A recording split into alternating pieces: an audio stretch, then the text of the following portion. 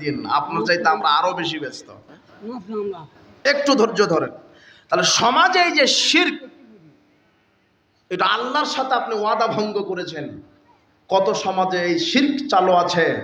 আপনার আকীদাতে শিরক আছে, আপনার আকীদাতে শিরক আছে। এই শিরকের আকীদা, ভ্রান্ত আকীদা থেকে আল্লাহ আমাদেরকে হেফাজত করুন।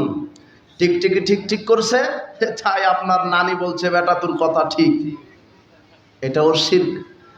আর আপনি যখন জমজ কলা খাচ্ছেন, জমজ কলা, তখন আপনার স্ত্রী ধমক দিতে চাই, আব্দুল্লাহর বাপ তুমি খাচ্ছ কেন, ওর দাদাকে দাও।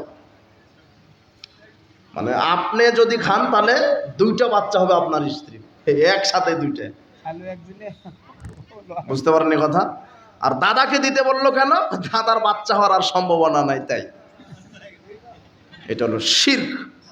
জি না, দুটা কলার কোনো ক্ষমতা নেই। বাচ্চা দিতে পারে এই ক্ষমতা কার?